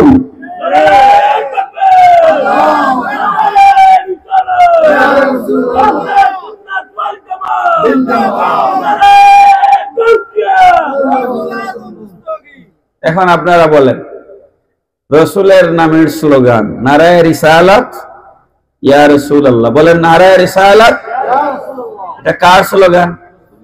বলেন কার স্লোগান? নবীজির স্লোগানকে যদি কেউ ফালতু বলে, তাহলে কোরআনের সূরা নিসার 115 নম্বর আয়াত অনুযায়ী সে রাসূলের প্রতি বিদ্বেষ পোষণ করলো কিনা? বলেন করলো কিনা? রাসূলের প্রতি বিদ্বেষ পোষণ করলে আল্লাহ পাক বলছেন, ওয়াত্তাবি গায়রা সাবিলিল মুমিনিন, এটা মুমিনদের পথ নয়, এটা মুমিনদের পথ নয়, এটা কিসের পথ? ওয়া নুসলিহি জাহান্নাম, এটা জাহান্নামের পথ। যেখানে রাসূলের স্লোগান নাই, শুধু নাই নয় বলে ফালতু, শুধু কি নাই বলছে নাকি ফালতু বলতেছে? যেই ব্যক্তি রাসূলের স্লোগানকে ফালতু স্লোগান বলে, ওটা কি বেহেশতের পথ না জাহান্নামের পথ? এটা বেহেশতের পথ হতে পারে? পারে না, কখনোই হতে পারে না। পরে দেখেন সূরা নিসা 150 151 নম্বর আয়াত। আমি আয়াত নাম্বার বলে বলে আপনাদেরকে বলছি। আল্লাহ রাব্বুল আলামিন বলছেন, ইন্নাল্লাযীনা ইয়াকফুরুনা বিল্লাহি ওয়া রাসূলিহি, নিশ্চয় নিশ্চয় যারা আল্লাহ এবং আল্লাহর রাসূলকে অস্বীকার করে, ওয়া ইউরিদুনা আন ইউফাররিকু বাইনাল্লাহি ওয়া রাসূলিহি, আল্লাহ এবং আল্লাহর রাসূলকে আলাদা করতে চায়, আল্লাহ এবং আল্লাহর রাসূলের মাঝখানে পার্থক্য সৃষ্টি করতে চায়। ওয়ায়াকুলুনা নুমিনু বিবাদিন ওয়া নাকফুরু বিবাদ, আর তারা বলে আমরা কোরআনের কিছু আয়াত মানলাম আর কিছু আয়াত মানলাম না। ওয়ায়ুরিদুনা আন ইয়াত্তাখিযু বাইনা যালিকা সাবিলা উলাইকা হুমুল কাফিরুনা হাক্কা। পড়েন নাউযুবিল্লাহ। আল্লাহ পাক রব্বুল আলামিন বলেন, আমার হাবিবের নাম মোবারক, ভালো করে লক্ষ্য করেন, আমার হাবিবের নাম মোবারক আমি আরশে আজিমের পিলারের মধ্যে লিখেছি, আমার হাবিবের নাম মোবারক আমি কলিমা শরীফের মধ্যে জুড়ে দিয়েছি, আমার হাবিবের নাম মোবারক আমি আযানের মধ্যে রেখে দিয়েছি। আমার নবীর নাম উচ্চারণ না করলে কলিমা হয় না, নবীর নাম উচ্চারণ না করলে ঈমান হয় না, নবীর নাম উচ্চারণ না করলে আযান হয় না, নবীকে সালাম না দিলে নামাজ হয় না। ঠিক না বেটি? নাকি বাড়ায় বললাম? নবীর নাম ঘোষণা না দিলে, লা ইলাহা ইল্লাল্লাহু মুহাম্মাদুর রাসূলুল্লাহ না বললে ঈমান হয় না। আশহাদু আল্লা ইলাহা ইল্লাল্লাহর সাথে আশহাদু আন্না মুহাম্মাদার রাসূলুল্লাহ না বললে আযান হয় না। কথা ঠিক না বেটি? নবীজিকে নামাজের ভিতরে সালাম না দিলে নামাজ শুদ্ধ হয় না। আযানে নবীর নাম, ইকামতে নবীর নাম, খুতবায় নবীর নাম, নামাজে নবীর নাম, কলিমায় নবীর নাম, এই নামকে যারা মুছে ফেলতে চায় আল্লাহ রাব্বুল আলামিন বলেন, উলাইকা হুমুল কাফিরুনা হাক্কা, এরাই হইল আসল কাফির। এরা কি বলেন? এরা কি আসল? হাক্কা তো বুঝেন আপনারা, হক। এরা হকপন্থী কাফির, এরা হক্কানিয়ত কাফের। এরা কি কাফের? হক্কানি কাফের। এরা কি হক্কানি কাফের, যারা রাসূলের নাম মুছে ফেলতে চায়। এরা কি কাফের? হক্কানি কাফের।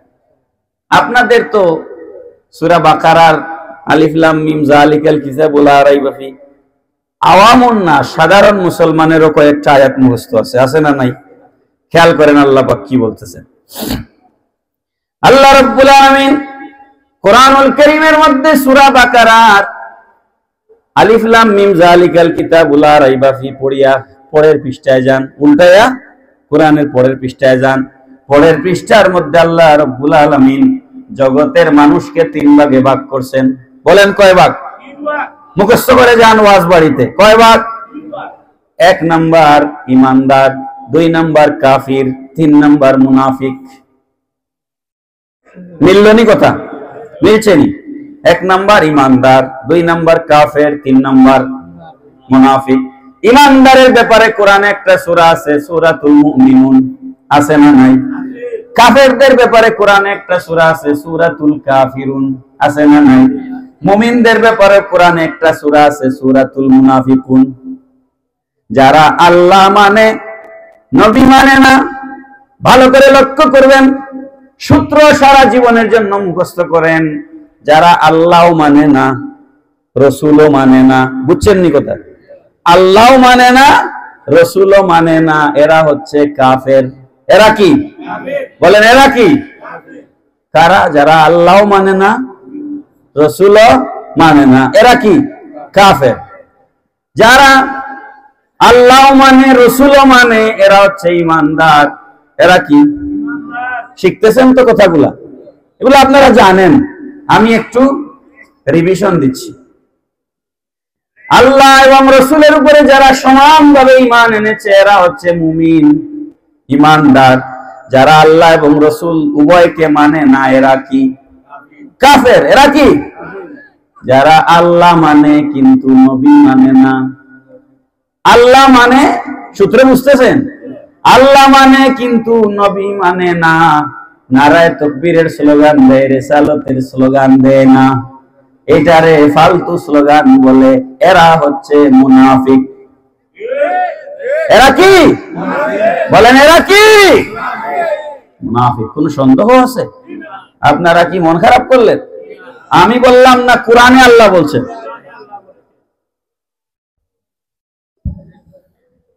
দলিল নেন, দলিল।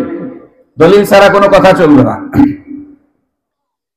আল্লাহ পাক বলছেন, আল্লাযীনা ইউমিনুনা বিল গায়বি ওয়া ইউকিমুনাস সালাতা ওয়া মিম্মা রাযাকনাহুম ইউনফিকুন। এটা হচ্ছে ঈমানদারের পরিচয়। সুবহানাল্লাহ বলেন। আল্লাহ বলেন, মুমিন তো তারা যারা গায়বের উপরে ঈমান আনে, আল্লাহকে দেখে নাই কিন্তু আল্লাহকে বিশ্বাস করেছে, নবীকে দেখে নাই কিন্তু নবীকে বিশ্বাস করেছে, ফেরেশতাদেরকে দেখে না তারপরেও ফেরেশতাদেরকে বিশ্বাস করে, আখিরাতের উপরে বিশ্বাস করেছে, আখিরাত দেখে নাই তারপরেও বিশ্বাস করে। এগুলো হচ্ছে ঈমানদার। ওয়া ইউকিমুনাস সালাতা, এরা নামাজ কায়েম করে, ওয়া মিম্মা রাযাকনাহুম ইউনফিকুন, আর আল্লাহর দেওয়া রিজিক থেকে এরা আল্লাহর রাস্তায় দান করে। পড়েন সুবহানাল্লাহ। এরা কারা? ঈমানদার। এরা কারা? ঈমানদার। কাফের কারা? আল্লাহ পাক বলেন, ইন্নাল্লাযীনা কাফারু সাওয়াউন আলাইহিম আআনজারতাহুম আম লাম তুনজিরহুম লা ইউমিনুন। কেন? আল্লাহ বলেন, ভয় দেখান আর না দেখান, ও নবী আমার, আপনি এদেরকে বেহেশতের কথা বলেন, দুজখের ভয় দেখান, এতে কোনোই লাভ হবে না। কারণ হচ্ছে খাতামাল্লাহু আলা কুলুবিহিম, এদের কলবে কুফরির সিল মেরে দেওয়া হয়েছে, ওয়া আলা সামিহিম, এদের কানের মধ্যে কুফরির সিল মেরে দেওয়া হয়েছে, ওয়া আলা আবসারিহিম গিশাওয়া, এদের চোখের সামনে পর্দা ফেলে দেওয়া হয়েছে, এরা দেখিয়াও না দেখার ভান করে। ঠিক না বেটি? এরা কারা? কাফের। বলেন, এরা কারা? কাফের। বাকি রইল কোনটা? মুনাফিক ইজ মাচ মোর ডেঞ্জারাস দেন কাফের। মুনাফিকরা কাফেরের থেকেও মারাত্মক ক্ষতিকর। মুনাফিকরা ইসলামের জন্য কাফেরের চেয়েও, নারায়ে তাকবীরের স্লোগান দিয়ে মুসলমানের উপরে আঘাত হানে, এরা হচ্ছে মুনাফিক। কারবালার জমিনে আহলে বাইতের 72 জন সদস্যের উপর ইয়াজিদ বাহিনী তাকবীরের স্লোগান দিয়ে আঘাত করেছে মুনাফিক। কথা বলেন, ঠিক না বেঠিক? মুখে নারায়ে তাকবীরের স্লোগান দেয়, অন্তরে কুফরি। অন্তরে কি? কুফরি। নাহলে নবীর বংশকে এইভাবে শেষ করতে পারে কোন মুসলমান? নবীর বংশের উপরে হাত তুলতে পারে? পারে না। কিন্তু এরা করেছে। এরা করেছে। নবীর বংশের উপরে হাত তুলেছে না? শুধু তাকবীরের স্লোগান দিলেই কি আপনি ফেরেশতা হয়ে গেলেন নাকি? আপনি ফেরেশতা হলেন না। মুনাফিকদের ব্যাপারে আল্লাহ পাক বলছেন, ওয়া মিনান নাসি মান ইয়াকুলু আমান্না বিল্লাহি ওয়া বিল ইয়াউমিল আখির ওয়া মা হুম বিমুমিনিন। ঠিকঠাক পড়তেছি নি আমি আয়াত? বলেন। কিন্তু আলিম উলামাও আছেন। এই আয়াতে আল্লাহ পাক কি বললেন? ওয়া মিনান নাস, মানুষের মাঝে কিছু মানুষ আছে, মাইয়াকুলু, যারা বলে আমান্না বিল্লাহি, ঈমান আনলাম আল্লাহর উপরে। কার উপরে? একটু সাহায্য করেন। ঈমান আনলাম কার উপরে? ওয়া বিল ইয়াউমিল আখির, আর ঈমান আনলাম আখিরাতের উপরে। কয়টা বলছে? কয়টা?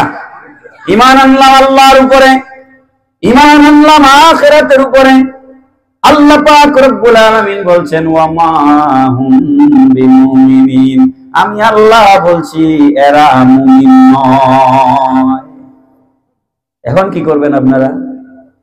হে কইলো আল্লাহর উপরে ঈমান আনছি, আখিরাতের উপরে ঈমান আনছি, আল্লাহ বলেন এরা মুমিন কেন নয়?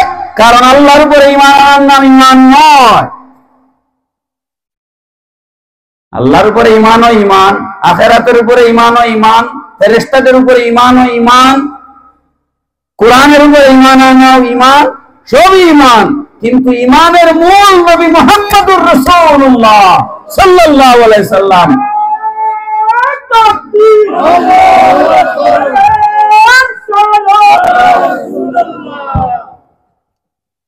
মূলটাই তো বাদ দিয়ে দিছে, মূলটাই বাদ, তাহলে আর ঈমান থাকেনি?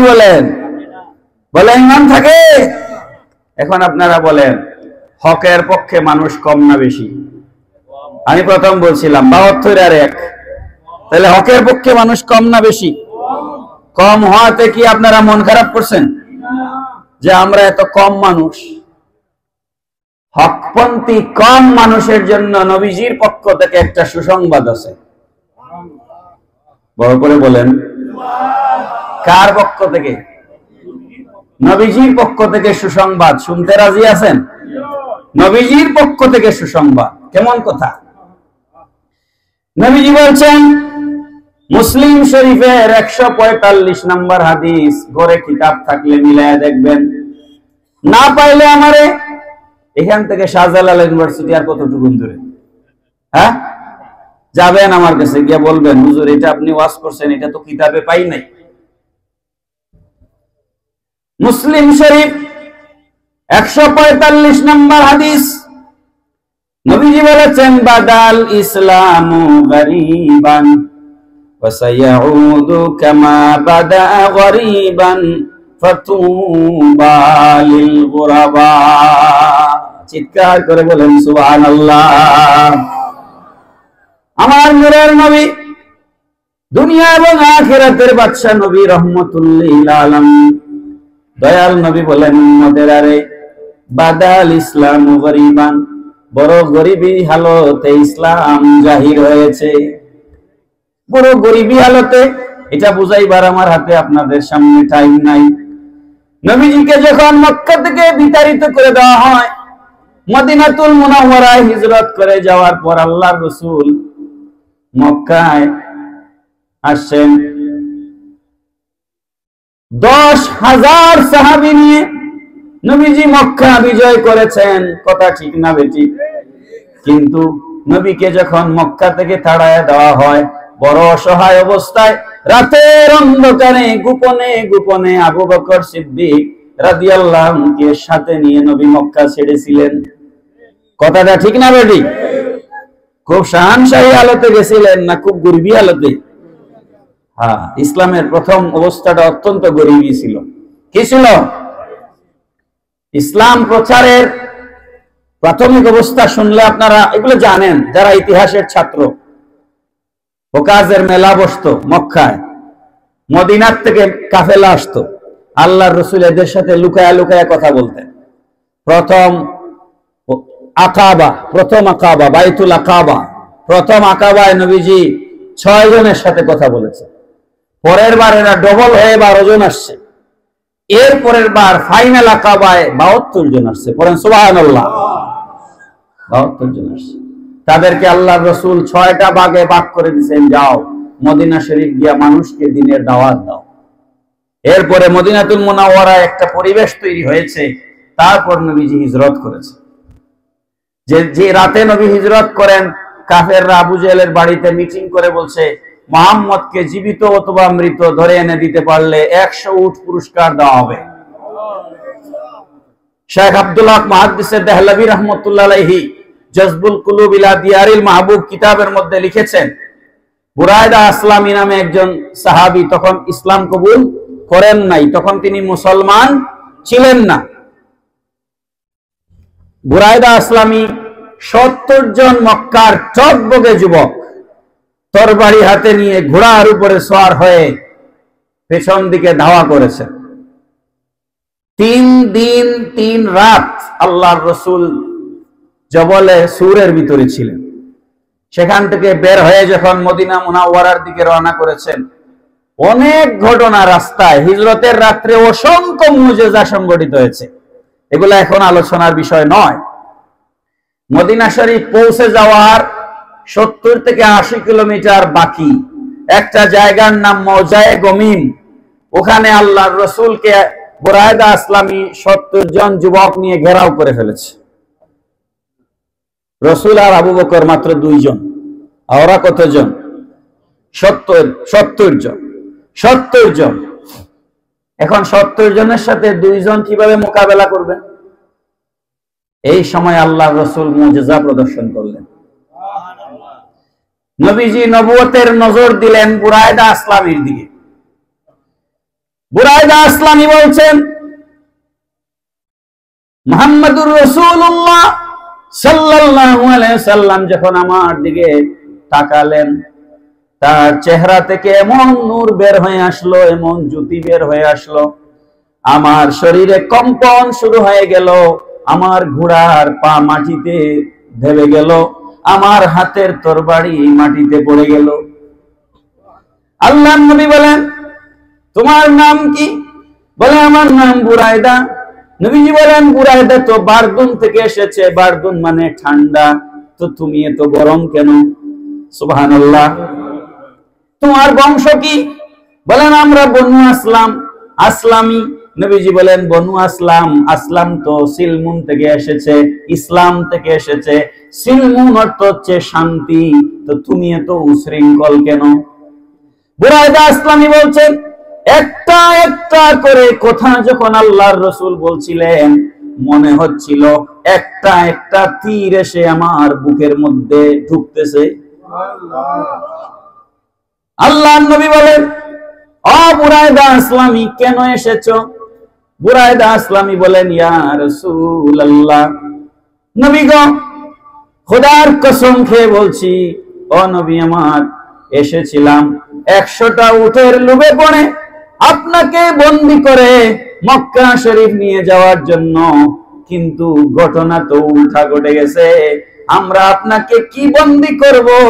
আল্লাহর কসম খেয়ে বলছি, আমরা তো আপনার প্রেমে বন্দী হয়ে গিয়েছি।